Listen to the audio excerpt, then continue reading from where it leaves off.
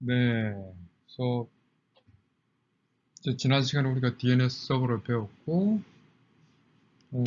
이제 이번 주는 그 DNS Name Resolution, 그러니까 이름을 IP로 바꾸는 작업을 어떻게 하는지를 한번 봅시다. 그래서 지난주에 우리가 배운 게, 뭐 이 그 DNS 서버라는 것이 하이라키, 계층 구조로 구성이 되어 있고, 메뉴에 루트 서버가 있고, 그 밑에 이제 그 탑 레벨 도메인 서버, 탑 레벨 도메인 DNS 서버.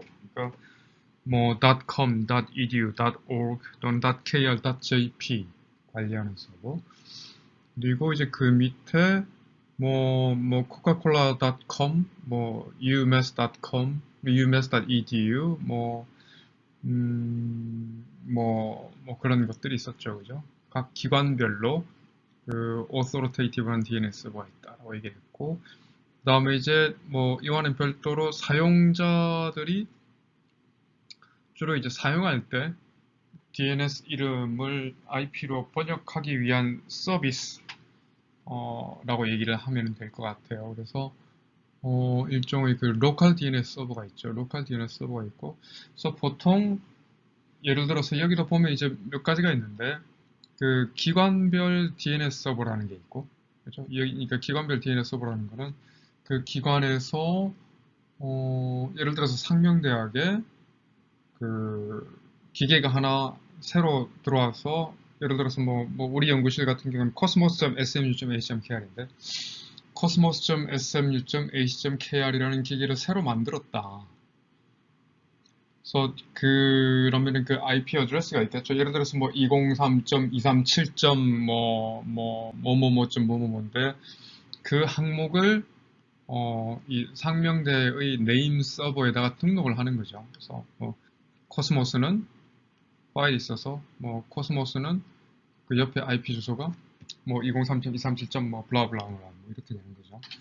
자, 그렇게 쓰고 있으면서 또한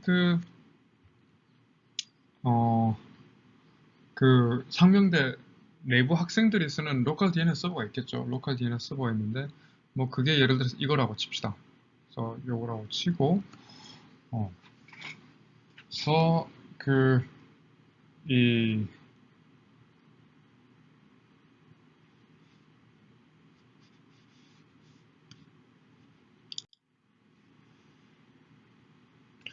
그래서 어,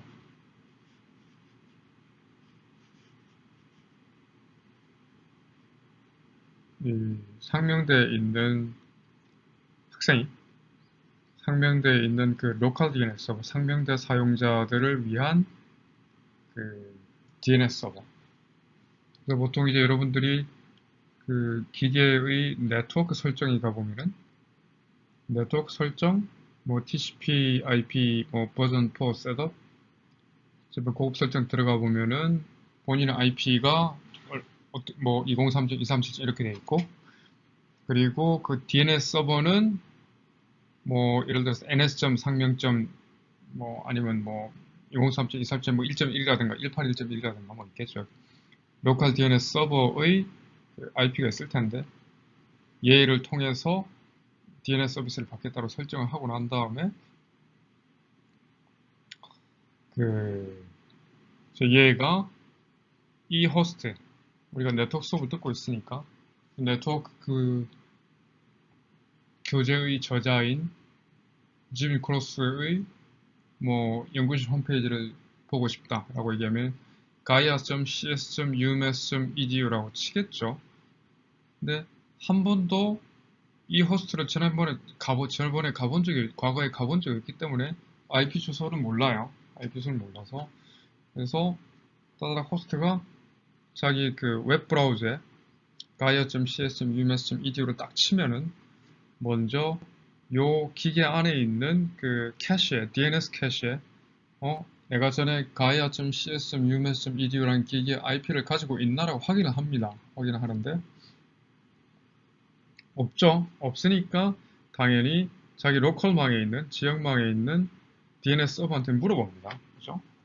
그래서 물어보죠.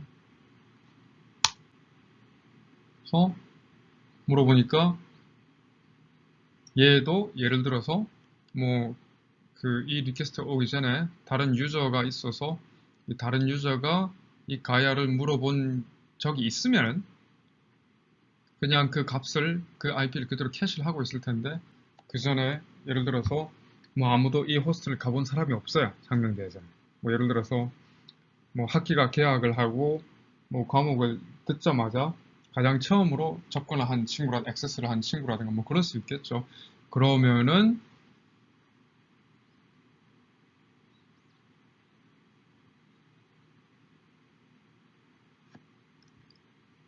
아무것도 모르는 거죠. 아무것도 모르는 건데. 그죠? 어.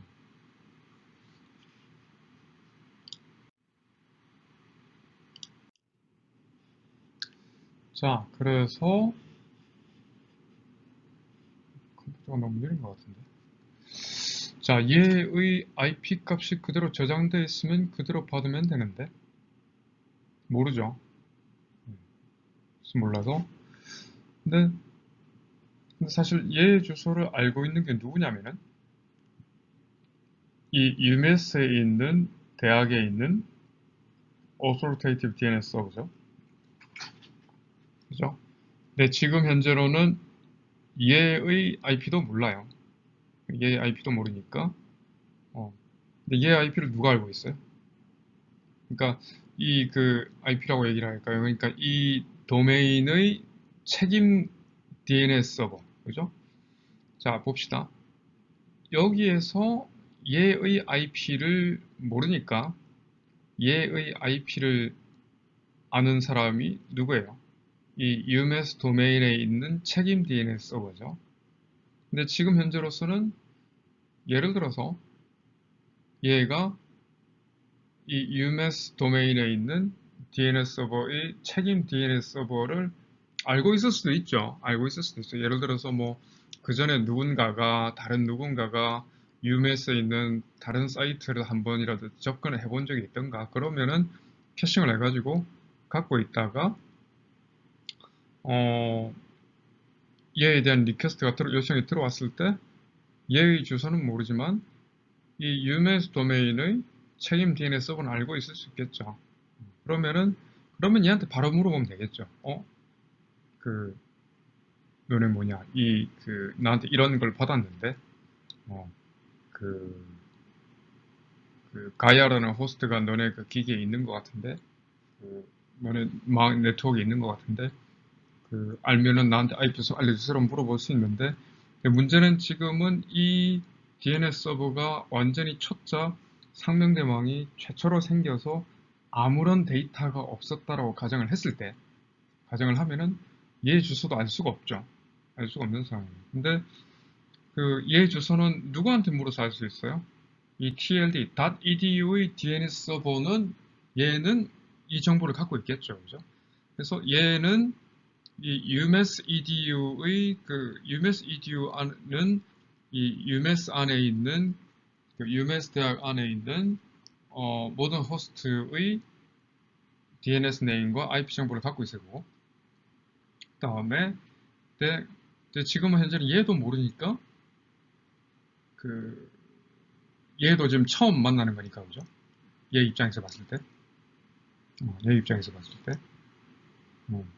얘한테 물어보면 되는데 UMS 도메인의 네임 서버한테 물어보면 되는데 UMS 도메인의 네임 서버도 모르니까 누구한테 물어봐야 돼요? 근데 UMS edu 도메인의 네임 서버는 누가 알고 있어요? 얘보다 한 단계 위에 있는 TLD, 탑 레벨 도메인, .edu 도메인에 있는 네임 서버가 TLD DNS 서버가 .edu 밑에 있는 모든 그 도메인의 네임 서버 정보는 다 갖고 있으니까 얘한테 물어보면 되겠죠. 그죠? 그런데 문제는 얘가 이 로컬 DNS 서버가 그 전에 한 번도 .edu 도메인에 있는 그 호스트의 캐시된 아이템이 없어서 얘도 몰라요. 그러면은 아무것도 모르다. 얘네들에 대해서 자 봅시다. 어떻게 되냐면은 얘에 대해서 알고 싶으면 얘한테 가이아에 대해 자꾸 얘기하지 맙시다. 헷갈리니까.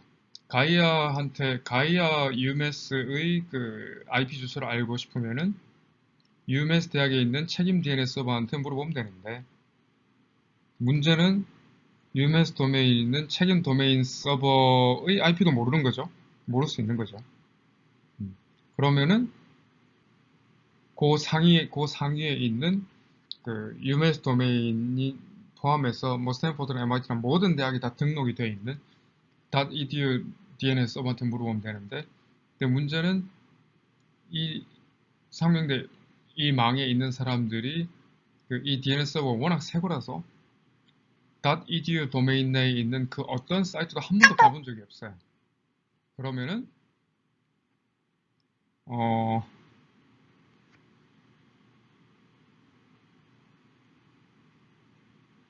그러면은 이 .edu tld DNS 서버의 주소도 모르니까, 그런데 얘는 누가 알고 있어요? 루트 DNS 서버는 다 알고 있죠. .edu 도메인의 tld 서버도 알고 있고 .org나 아니면 .com의 그 tld DNS 서버도 알고 있으니까, 그죠? 그래서 이 상황은 지금 어떤 상황이에요? 이 교과서에 나온 상황은 어떤 상황이냐면은, 얘가 이 로컬 DNS 서버가, 여러분들한테 서비스를 하고 있는 로컬 DNS 서버가 가이아 주소의 IP도 모르고 가이아 주소를 갖고 있는 UMass의 책임 DNS 서버의 주소도 모르고, 그전에 한 번도 본 적 없고, 그 다음에 umass.edu 도메인 네임 서버의 주소를 알고 있는 DNS 서버 주소를 알고 있는, 그러니까 얘들을 알고 있는 TLD DNS 서버의 그 뭐냐 주소도 모르는 거고, 그러면은 결국은 메뉴로 간다라는 거죠. 얘한테 물어봐서 TLD DNS 서버 주소를 먼저 알아오고, 그 다음에 TLD 서버한테 뭘 물어보는 거죠? 책임 DNS 서버의 주소를 알아오는 거고, 그 다음에 책임 DNS 서버한테 뭘 물어본다? 너네 도메인에, UMass 도메인에 가이아라는 기계 있지? IP를 물어보는 거죠. 자, 그래서 이렇게 되는 거죠. 자, 봅시다. 그래서 사용자가 로컬 DNS 서버한테 gaia.cs.umass.edu의 도메인을 물어보면 아무것도 모른다고, 얘가 가이아의 주소의 IP도 모르고 UMass 도메인의 책임 DNS 서버 주소도 모르고, 그 다음에 UMass 도메인의 그 네임 서버를 알고 있는, 주소를 보관하고 있는 TLD DNS 서버의 그 주소도 모르고, 그러면은 결국 뭐한테 간다? 아무것도 모르니까 일단은 그 루트 DNS 서버한테 간다. 그래서 모든 모르는, 아무것도 모르겠으면 일단 이쪽으로 가는 거죠, 그죠? 그래서 그러면은 얘가 그 다음 어떻게 되겠어요? 얘가 루트 DNS 서버가 .edu 도메인의 주소를 알려주겠죠, 그죠? .edu 도메인 주소를 알려주고, 그 다음에 그러면은 로컬 DNS 서버는 .tld DNS 서버한테 뭘 물어봐요? 뭘 물어보냐면은 너 umass.edu 도메인의 그 책임 네임 서버 알아? 하고 물어보는 거죠. 그러면은 물어보고 .tld DNS 서버는 자기 밑에 있는 하위 도메인, umass 도메인의 책임 DNS 서버의 주소를 알려줍니다. 그러면은 자, 그 다음에는 이제 비로소 로컬 DNS 서버가 뭘 물어보는 거죠? 누구한테? 책임 DNS 서버한테 너네 도메인에 가이아라는 주소, 가이아라는 그 이름의 기계를 가진 애가 있지. 걔의 IP 주소를 주세요. 그래가지고 받아가는. 자, 이렇게 됩니다. 그래서 이러한 그 작업을 iterated query, 뭐 반복이라고 얘기를 하는데 그 iteration으로 얘기를 합니다. 루프 그냥 반복하는 거죠. 루프 한번 반복하고 물어보고 또 물어보는 작업 반복하고 물어보는 작업 반복하고, 물어보는 작업은 계속 물어보는데 물어보는 사람은 다르죠. 그죠? 그래서 이런 쿼리를 iterated query라고 얘기를 하고, 그 다음에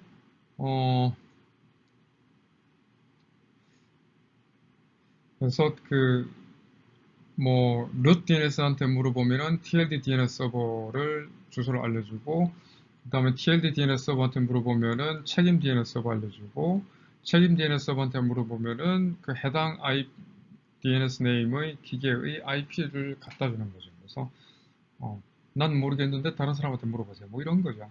이런 쿼리를 iterated 쿼리라고 얘기를 합니다. 그죠? 그래서 실제로 보면은 그 반복이라고 얘기를 하죠. 물어보고. 근데 여기서 예를 들어서 이거는 아무것도 모를 경우, 그러니까 이 로컬 DNS 서버가 얘의 주소도 모르고 얘의 주소도 모를 때죠. 근데 로컬 DNS 서버가 예를 들어서 뭐 UMass 도메인의 책임 DNS 서버 주소를 미리 알고 있다. 이 상황에서 이미 캐시가 되어 있는 상황이다. 이전 유저들 중에 한 명이 누군가가 UMass 도메인에 있는 기계를 한번 사용해 본 적이 있고, 그래서 UMass 도메인에 있는 이 DNS 책임 서버의 주소를 알고 있으면 바로 그냥 이리로 물어보겠죠. 2, 3, 4, 5 작업이 과정이 없이. 그죠? 그래서 캐시를 하면서 사실 이렇게 그 DNS 서버가 .edu, .com한테 뭐 물어보거나 아니면은 루트로 사실 갈 일은 사실은 거의 없습니다.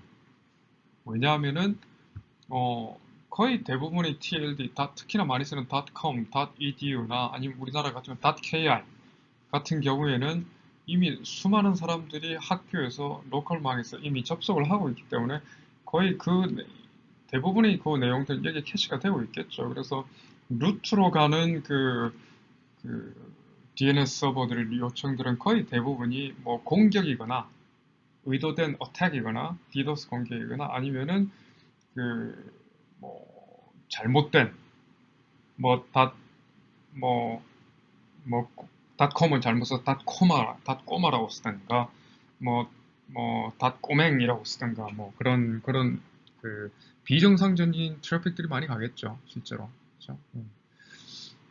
또는 아주 그냥 정말 처음으로 DNS 서비스를 갖다가 뭐 셋업을 해가지고 뭐 아무것도 모르는 상황이라든가 뭐 그래도 기본적으로는 닷컴 주소 같은 경우에는 포함이 되어 있을 것 같기도 한데, 네, 그래서 보통은 이제 DNS 서버가 이런 식으로 움직입니다. 그러니까 어떻게 하냐면은 얘가 물어보고 또 물어보고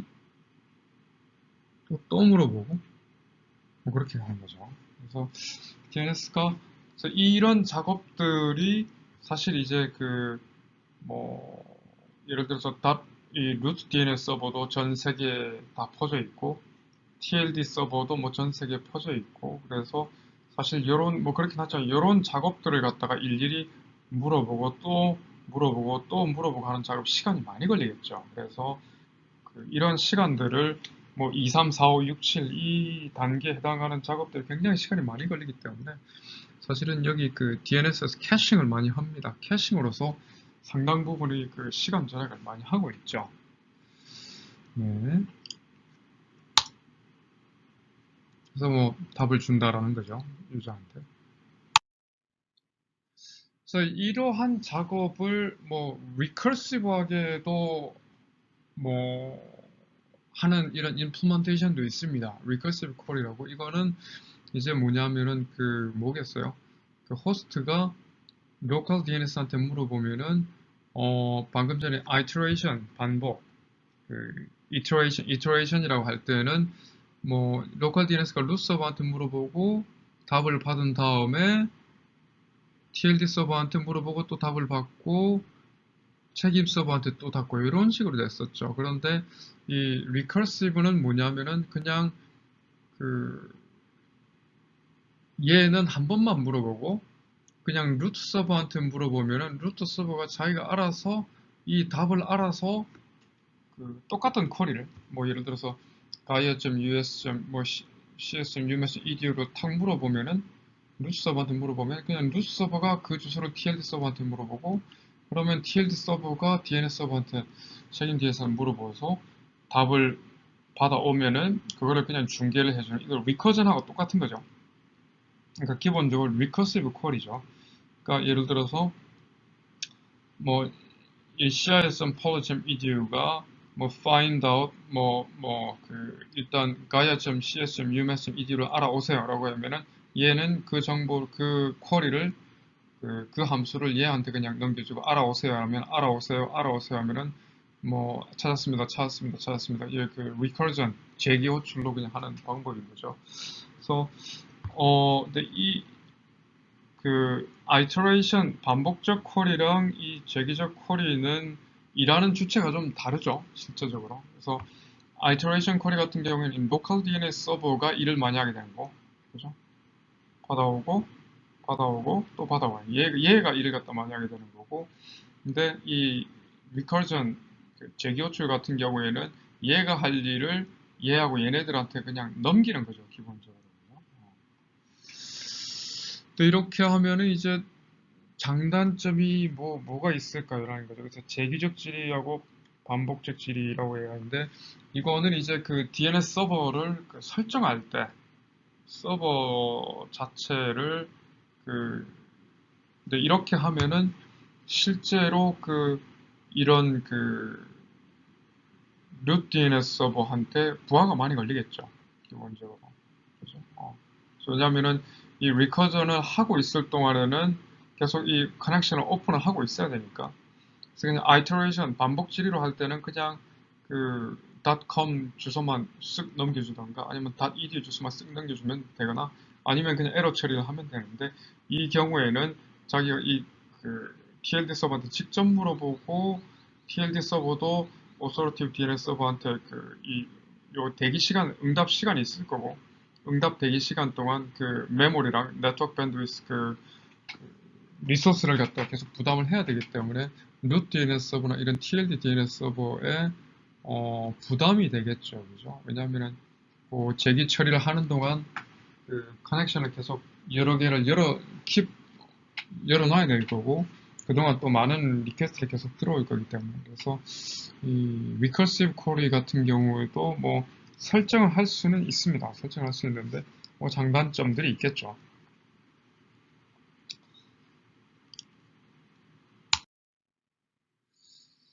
그래서 이제 DNS 같은 경우는 캐싱이 굉장히 많이 실제 성능의 중요한 역할을 차지하고 있습니다. 그래서 이제 네임 서버가 어떤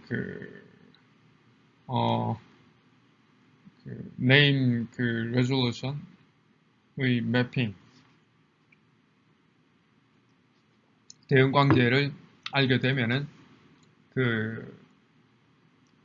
네임 레졸루션 이름을 IP로 바꾸는 그 결과를 캐싱을 해놓는 거죠.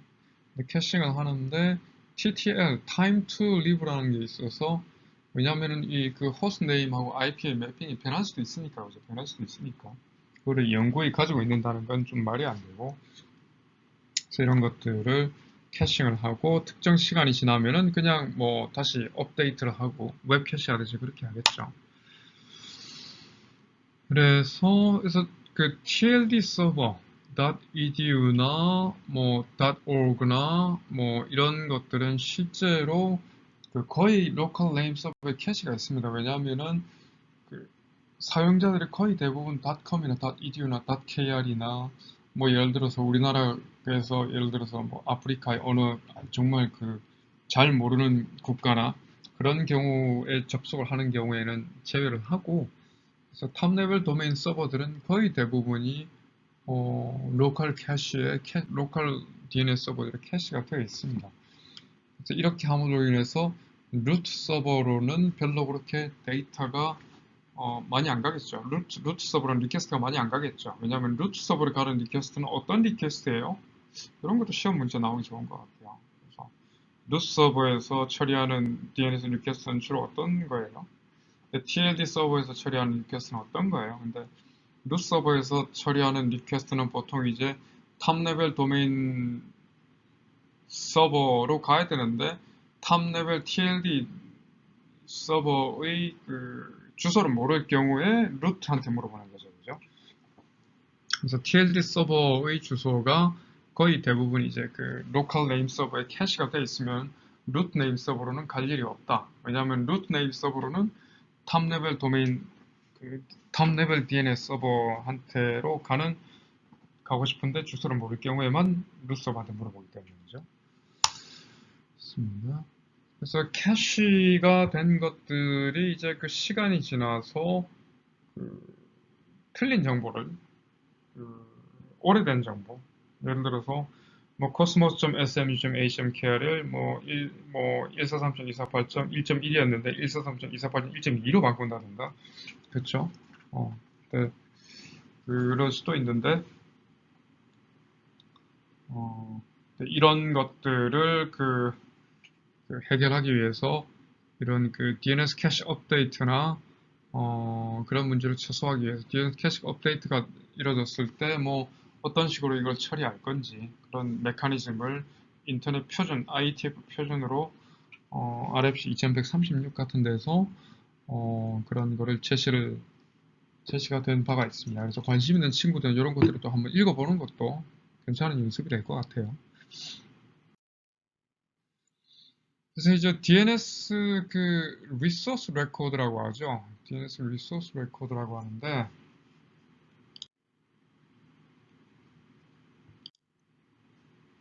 DNS 리소스 레코드라고 얘기를 합니다. 이제 DNS 프로토콜에 대해서 들여다보는 거죠. 자, 그래서 DNS 프로토콜에 대해서 한번 생각을 해보면 뭐 어떻게 되겠어요? 그러니까 보통 이제 도메인 네임을 주고 얘의 IP 주소를 주세요. 뭐 그렇게 되겠죠. 그래서 도메인 네임을 주고 IP 주소를 받아가고 그게 이제 대표적인 DNS 프로토콜일 거예요. 그죠?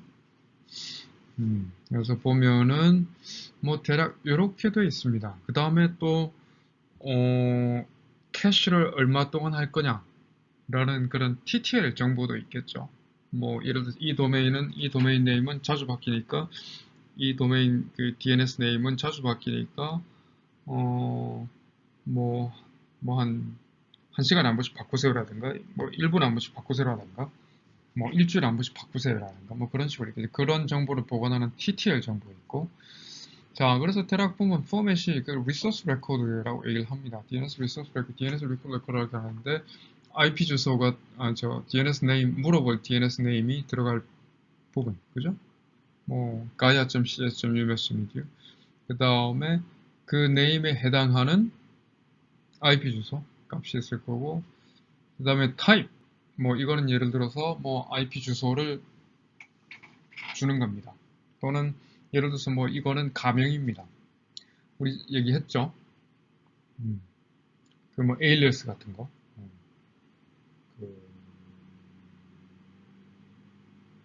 실제 기계 이름은 뭐 122번째 host.naver.com인데 얘를 뭐 www.naver.com을 하고 싶다. 뭐 그런 것도 있을 수 있을 거예요. 그런 경우는 어떻게 됐어요? 뭐 www.naver.com인데 122번째 host.naver.com 이거는 가명이죠. 그래서 매핑이 여러 가지가 있을 수 있습니다. 네임을 주고 IP 주소를 받아갈 수도 있고, 그죠? 그 다음에 대표 이름을 주고 가명을 주고 실제 호스트 이름 뭐 100만 www.naver.com을 주고 뭐 122번째 host.naver.com 이렇게 줄 수도 있고, 그죠? 그 다음에 그런 타입들도 있고, 그 다음에 뭐 TTL 어느 정도 기간 동안 캐시해요. 그래서 DNS 리소스 레코드가 대략 이렇게 돼 있고 DNS 데이터베이스는 각 네임별로 이러한 투폴 정보를 저장하는 것을 기본으로 합니다.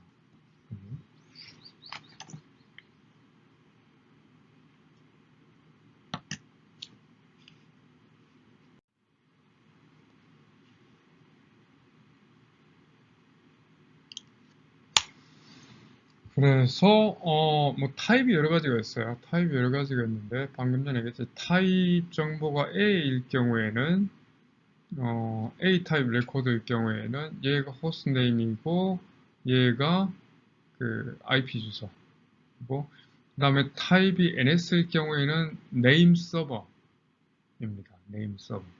아까 전에 예를 들어서 그 TLD 도메인 서버한테 물어본다 그랬죠. 예를 들어서 amazon.com 서버의 도메인 네임 서버 그 책임 DNS 서버 이름은 뭐냐? 라는 그런 질문은 보통 우리가 하는 질문들하고 DNS 리퀘스트하고는 좀 다르죠. 보통 DNS 요청들은 네임을 주고 IP를 받는 건데 이 같은 경우에는 도메인을 주고 이 도메인의 책임 서버가 뭐냐라고 물어보는 거죠. 그래서 여기에는 amazon.com이 들어가고 여기에는 예를 들어서 뭐 그 도메인의 그 도메인을 책임 관리하는 DNS 서버의 네임이 들어가는 거죠. 예를 들어서 amazon.com이 네임으로 들어가고 value에는 ns.amazon.com이 들어가는 거고 사실 그렇게 되면은 그 ns.amazon.com은 A 타입의 리소스 레코드를 하나 더 가지고 있겠죠. 그죠? 그 경우에는 ns.amazon.com의 네임이 하나 있고 그 다음에 실제 그 ns.amazon.com의 실제 IP 주소를 갖고 있는 리소스 레코드 하나 더 갖고 있겠죠. 그죠? 그래서 이런 구분이 있다라는 거. 그래서 타입 A 리퀘스트 같은 경우에는 이름을 IP로 바꾸는 거 있고 타입을 NS로 지정을 하면은 NS면 도메인 앱, 뭐 UMSM, EDU를 주고 그 UMSM, EDU의 책임 DNS 서버의 주소의 책임 DNS 서버의 이름을 물어보는 거겠죠. 그죠? 그런 타입의 그 레코드가 있습니다. 그죠? 그 다음에 뭐 그죠? 요거는 CNAME 레코드가 있고 MX 레코드가 있어요. MX 타입 레코드가 있는데 MX는 뭐 그거죠. 그 메일 서버를 물어보는 겁니다. 그죠? 어떤 도메인을 물어보면서 도메인을 주면서 이 도메인의 메일 서버가 뭐냐라고 물어보는 거죠. 그 다음에 이제 이 그 canonical name이라는 게 있는데 이게 이제 뭐 그 CNAM이라는 게 그 가명 네임이라고 할까요? 그런 부분인 거죠. 실제로 뭐 www.ibm.com의 실제 이름이 server.backup to.ibm.com이다. 또는 아까 전에 얘기했듯이 뭐 네이버 www.naver.com의 실제 이름은 뭐 100만 쓰면 두 번째 host.naver.com 그래서 이런 거를 이제 C canonical name 뭐 실제 이름이다. 뭐 정식 이름이라고 하는 그런 가명을 제공하는 그런 기능이죠. 그래서 Type A, Type NS, Type C, Type MX 이 부분은 뭐 시험에도 종종 나오니까 여러분들이 그 주의를 기울여서 공부를 하면 되겠습니다. 그래서 이제 DNS 쿼리 이제 DNS 프로토콜로 들어가 보면요. 그래서 DNS 프로토콜은 그 이름을 주면서 IP 주소를 달라고 하는 그 물어보는 쿼리 프로토콜이 있고 그 다음에 쿼리 메시지가 있고 거기에 답하는 리플라이 메시지가 있죠. 네, 그 DNS 프로토콜은 같은 메시지 포맷을 씁니다. 쿼리나 리플라이를 위해서 쿼리든 리플라이든 똑같은 메시지 포맷을 씁니다. 그래서 보면은 이렇게 돼 있죠. 자, 그래서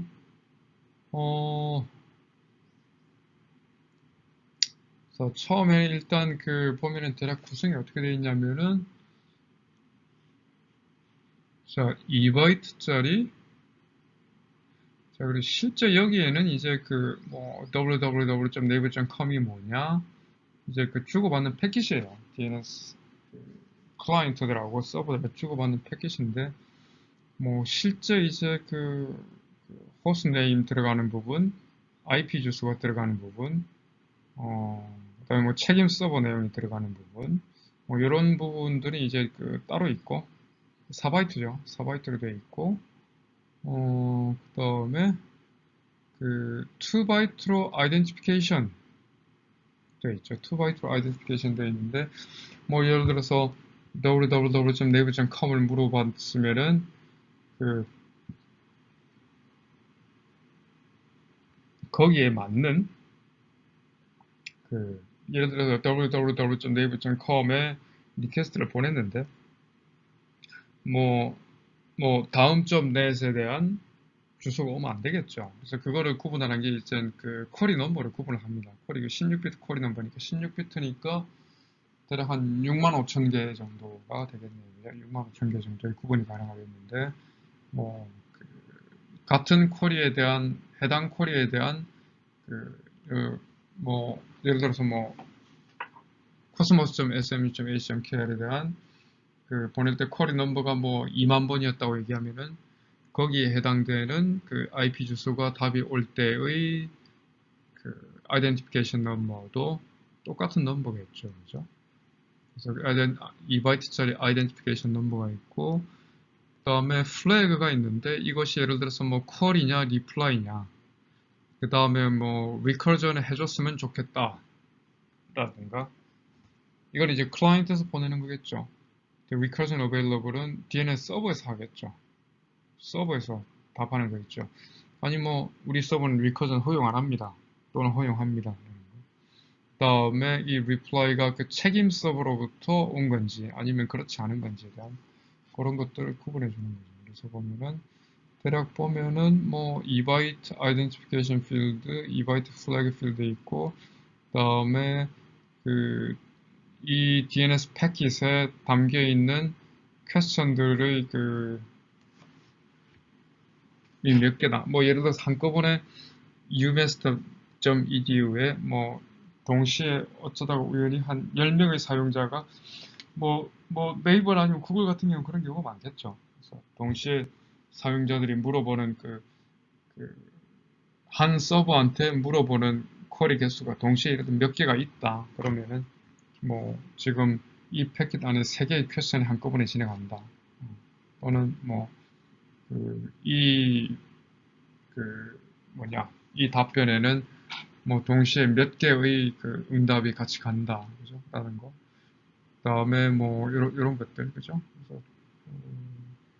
그래서 이 개수에 따라서 뭐 퀘스천들이 한 뭐 3개가 붙을 때가 있고 4개가 붙을 때도 있고 answer가 한 서너 개씩 붙을 수도 있고 뭐 그렇게 되겠죠. 그래서 DNS 프로토콜은 이렇게 구성이 되어 있습니다.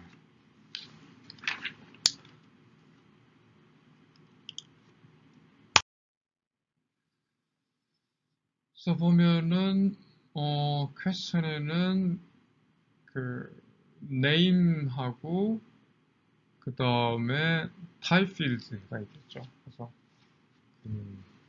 예를 들어서 뭐 name 정보를 보내고 뭐 type이 A냐 아니면 type A 쿼리인지 type NS 쿼리인지 그래서 뭐 이름을 던져주고 IP를 구하고 싶으면은 type A 리퀘스트로 보내 type A 필드를 셋업을 해서 보내면 되고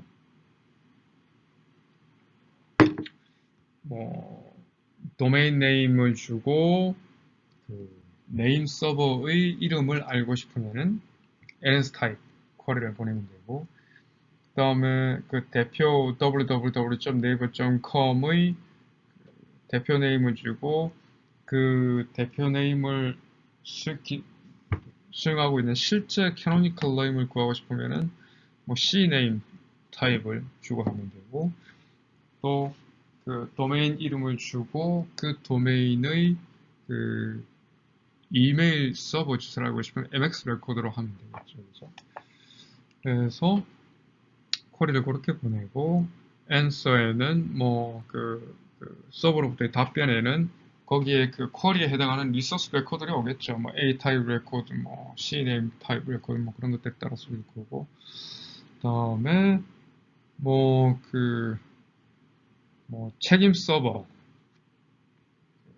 물어보고 할 때의 책임 서버에 대한 답변도 있고, 그다음에 뭐 추가적인 거기에 맞는 정보들을 뭐 추가로 또 보내겠죠. 이거는 네, 교과서도 나와 있으니까 여러분들이 보시면 될 것 같습니다.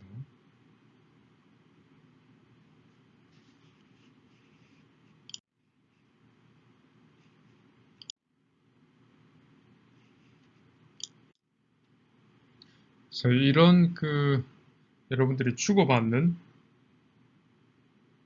DNS 질의의 레코드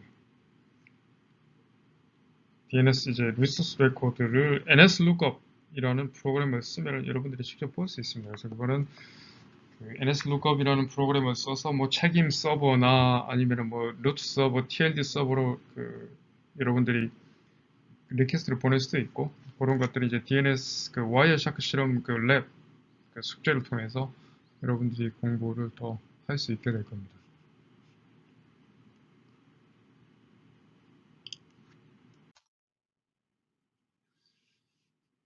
자, 그래서 이제 그 DNS에 여러분의 그 이름을 추가를 하려면 어떻게 해야 되느냐 하는 거죠. 이거는 보통은 이제 다른 학교에서는 숙제를 냈었는데, 이건 숙제라기보다는 뭐 요즘은 별 의미 없는 것 같아서 별 내고는 있지 않습니다. 그래서 뭐 그 여러분들이 회사를 하나 만들고 여러분들이 회사 도메인 뭐 여러분들이 예를 들어서 뭐 가나다라라는 회사를 이름의 회사를 만들었다고 치면은 어, 그 여기에서 네트워크 유토피아라고 되어 있는 네트워크 유토피아라고 되어 있는데 네트워크 유토피아라는 회사의 이름을 가지려면은 자 어떻게 되어 할까 생각해 봅시다. networkutopia.com이라는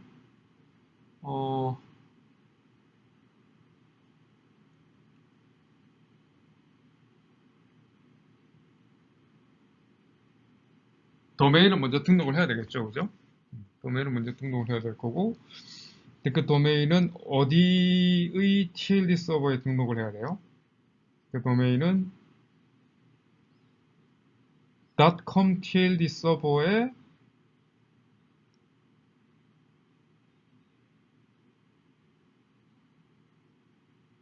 networkutopia.com이라는 이름으로 등록을 해야 되겠죠, 그죠? 등록을 해야 되는데, 근데 이럴 경우에 .com TLD 서버에 저장되는 networkutopia.com의 그 DNS 리소스 레코드의 타입은 무슨 타입이 되겠어요? A겠어요? NS겠어요? CNAM이겠어요? MX겠어요?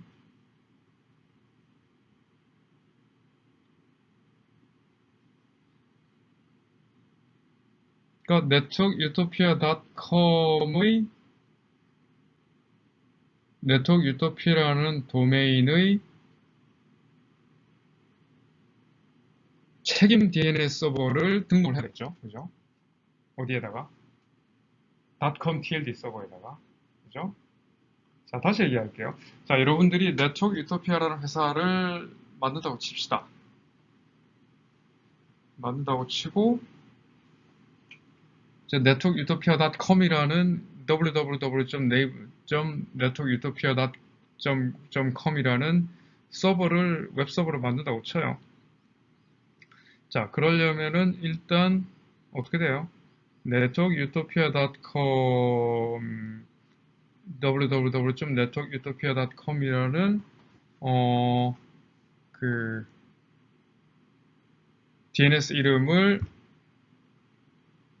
IP 주소에다가 그걸 IP 주소로 바꿔주는 그 IP 주소가 있어야 되겠죠. 이래서 1.1.1.1이라고 합시다. 1.1.1.1이라고 하면 일단 여러분이 www.networkutopia.com을 1.1.1.1.1로 바꿀 수 있는 로컬 DNS 서버가 있어야 돼요. 그죠? 그래서 로컬 DNS 서버에는 뭐가 저장이 돼요? 근데 그 로컬 DNS 서버 이름은 ns.networkutopia.com이라고 칩시다. 그러면은 ns.networkutopia.com에다가는 www.networkutopia.com 하고 그것의 주소를 1.1.1.1로 매핑을 해주는 어떤 타입 레코드예요? A예요? NS예요? MX예요? 아니면은 CNAM이에요? AB죠? A죠, A. 그래서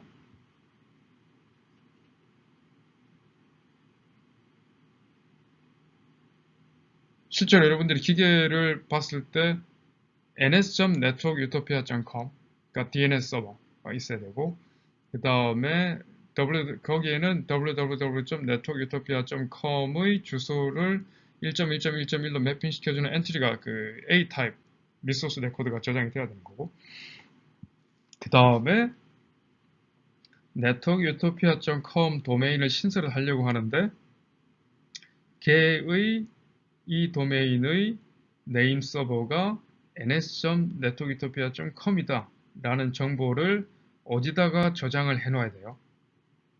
.com 서버에다가 저장을 해야 되죠. 근데 이 경우는 타입이 어떻게 돼요? 누군가가 networkutopia.com의 서버를 접속을 하려고 할 때 networkutopia.com의 도메인을 관리하고 있는 책임 DNS 서버가 뭔지를 알아야 되는 거죠. 그래서 결국 .com TLD 서버에다가 어떤 타입의 DNS 리소스 레코드를 설정을 해야 되는 거예요. 타입 A예요, NS예요, CNAME예요, MX예요. NS죠. 타입 NS의 DNS 레코드를 설정을 하되 name 값은 domain name, networkutopia.com이고 value 값은 ns.networkutopia.com이 되겠죠. 그래서 사실 정리를 하자 보면은 두 가지 정보가 필요한 거예요. 두 가지의 그 정보가 필요한 겁니다. 그죠? 자, 그래서 그거를 쭉 이제 설명을 해보면은, 자, networkutopia.라는 회사를 창업을 한다고 쳐요. 그래서 networkutopia.com 도메인의 네임 서버를 type ns로 그 .com TL 서버에 등록을 해야 되는 거죠. 그래서 자, 그래서 이게 그 얘기죠, 그죠? 그래서 이 .com TLD 서버 그거를 운영하고 있는 회사가 네트워크 솔루션스라고 하는 회사입니다. 네트워크 솔루션스라는 회사에서 .com TLD 서버를 운영권을 위임받아서 운영을 하고 있어요. 그래서 이 네트워크 솔루션스라는 회사의 .com TLD 서버에다가 그 authoritative name 서버, 책임 DNS 서버, 네트워크 유토피아라는 회사의 책임 DNS 서버의 이름하고 IP 어드레스를 제공을 하게 됩니다. 그렇죠? 그렇게 되면은 자, 이렇게 되는 거죠. networkutopia.com이라는 도메인에는 type ns 레코드로 dns1.networkutopia.com이라는 DNS 서버한테 물어보면 되고, 그죠? 그 다음에 dns1.networkutopia.com의 IP 어드레스는 이거다 라는 걸 이 두 가지가 TLD에 저장이 되어야 되겠죠. 그죠? 이 두 가지가 TLD에 저장이 되어야 누군가가 TLD 서버한테 네트워크 유토피아 도메인의 그 네임 서버의 정보를 주세요 할 때 이 두 가지 정보를 전해주겠죠. 그죠? 자, 여기 있고 그 다음에 이 dns1.networkutopia.com 이 212.212.212.1 이 그 책임 DNS 서버에는 www.networkutopia.com의 IP 어드레스를 넣고 그 다음에 뭐 메일 서비스도 쓰고 싶으면 MX 레코드도 넣겠죠. 그죠? 그래서 이렇게 됩니다. 조금 뭐 처음에는 약간 복잡할 수도 있을 것 같긴 한데 일부러 요거를 안 보여주고 생각을 하면서 할 수 있도록 얘기를 했으니까 쭉 한번 해보세요. 그래서 뭐 이런 거는 여러분들이 한번 그 본인 이름으로 도메인을 한번 만들어 보는 거 재밌을 것 같아요. 근데 요즘은 별로 어렵지는 않으니까 한번 관심 있으면 여러분들이 해보도록 하세요. 이 부분은 시험에도 나올 수 있을 것 같아요. 뭐 예를 들어서 여러분들이 실제로 저런 회사 이름을 만들고 싶다. 회사를 창업하고 싶을 때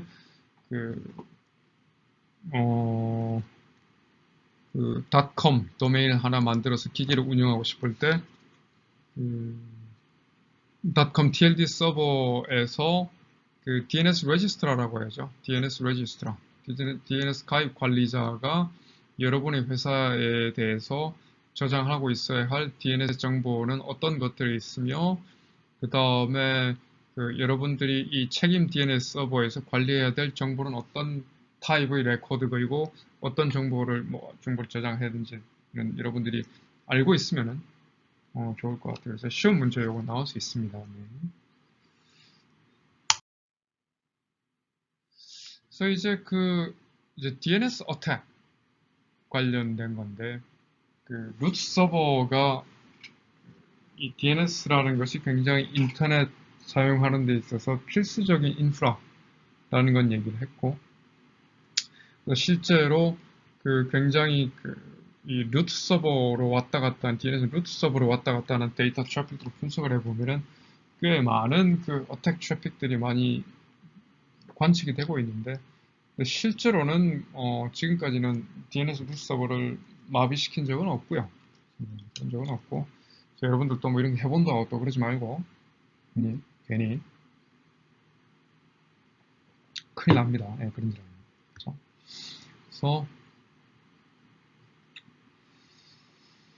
그래서 보통 이제 루트 서버로 가는 트래픽이 비정상적인 트래픽이나 아니면은 TLD 서버로 가는 트래픽들인데, TLD 서버로 가는 트래픽들은 거의 TLD 서버의 DNS 리소스 레코드들은 거의 대부분이 로컬 DNS 서버들의 캐시가 되어 있기 때문에 루트 서버로 가는 트래픽은 되도록이면 굉장히 적죠.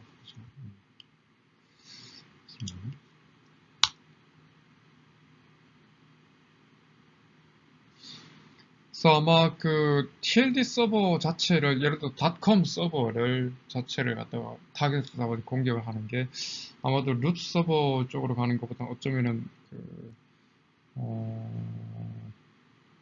더 위험하지 않나, 그런 얘기도 하고 있어요. 그다음에 이제 Man in the Middle 어택이라고 DNS 포지션이라든가, 그래서 이런 것들은 예를 들어서 네이버.com의 주소를 물어봤는데 중간에서 DNS 쿼리 트래픽을 가로채가지고 엉뚱한 사이트로 가도록 유도를 해서 거기서 비밀번호를 빼낸다든가, 유사한 사이트로 가게 해가지고 거기서 사용자가 무의식 중에 예를 들어서 우리은행 사이트 간다고 치는 은행 사이트 갔다고 생각을 했는데, 근데 그 은행 사이트가 아니라 가짜로 만들어진 함정 사이트로 유인을 해서 화면은 똑같이 만들어 놓고, 그래서 사용자가 그냥 의심 없이 아이디하고 패스워드를 치면 그 패스워드를 빼낸다든가, 그죠? 그래서 그다음에 예를 들어서 금지 사이트들 같은 것을 만들어서 차단한다든가, 그죠? 그래서 금지 사이트 같은 걸 만들어서 특정한 DNS 네임에 대한 접속 리퀘스트가 오면은 못 가게 한다든가, 아니면 엉뚱한 것으로 빼돌린다든가, 그런 식으로 하는 공격들이 있죠, 실제로.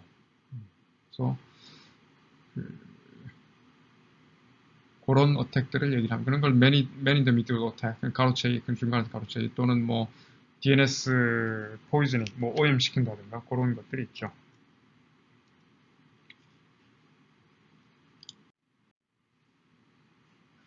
그래서 교과서 127페이지를 보면 DNS 취약점에 대한 한 페이지짜리 글이 있는데, DNS가 1983년, 그죠? 그때쯤 80년대부터 시작해가지고 거의 한 40년 가까이, 오래됐네요. 40년 가까이 되고 있는데, 근데 굉장히 이러한 여러 가지 타입의 공격들에 대해서 굉장히 견고하게 잘 만들어진 굉장히 여러 가지 성능 개선 캐시를 위한 캐시로 인한 DNS 캐시를 이용한 성능 향상이라든가 그런 측면이란가, 그게 굉장히 잘 운영되고 있는, 그런 다행히도 견고한 그런 시스템이라고 볼 수 있습니다. 그래서 지금까지 이제 성공적으로 DNS 서비스를 방해하는 공격은 없었고요. 물론 이제 예외적으로 참 불명예스럽게도 우리가 2000년대 초반에 그 인터넷 대란 125 인터넷 대란이 한번 있었다고 얘기는 했는데, 그렇죠? 그래서 뭐 그 인터넷 그 연구 코어 부분 연구하고 그 운영하시는 분들이 이 DNS 보안 관련해서 굉장히 많은 연구들을 하고 있고, 실제로 많은 진전도 있습니다. 있어서 놀랍도록 성공적인 시스템인데, 그래서 우리나라에서도 이런 쪽으로 연구를 해서 이런 DNS라는 게 이렇게 잘 굴러가고 있고, 그래서 시스템이 어떻게 구축이 되어 있는지, 그래서 어떤 약점들이 있고 또 어떤 특성 때문에 이렇게 또 오랫동안 잘 만들어지고 있는지에 대해서 여러분들이 잘 알고 있으면은 향후에 여러분들이 또 비슷한 시스템을 설계할 때가 되면은 또 좋은 시스템을 하나 만들 수 있겠죠. 네.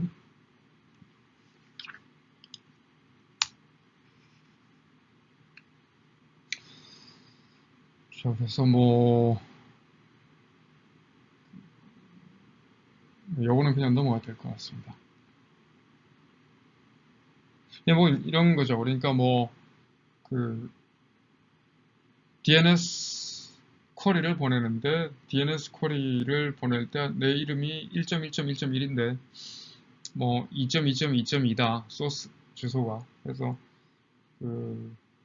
2.2.2.2가 DNS 리퀘스트를 보냈다라고 얘기를 하면은 서버가 1.1.1.1이 아니라 2.2.2.2로 DNS 응답을 보내겠죠. 그죠? 이런 스푸프, IP 스푸핑이라고 했죠. 가짜 주소 집어넣기. 그런 거를 갖다가 DNS 서버한테 뭐 리퀘스트를 한 100만 개 정도 보내면은 그 2.2.2.2.2한테는 DDoS 어택이 되는 거죠, 기본적으로. 그죠? 그래서 DNS를 활용을 해서 뭐 DDoS 어택을 하는 그런 경우도 있습니다. 그래서 그런 경우가 있다고 얘기를 하고 있어요. 그래서 뭐 다양한 안 좋은 짓을 하고 있는 거죠. 네. 네, 그래서 DNS는 마무리하고 다음 강의 내용은 P2P 애플리케이션이 되겠습니다. 네, 수고하셨습니다.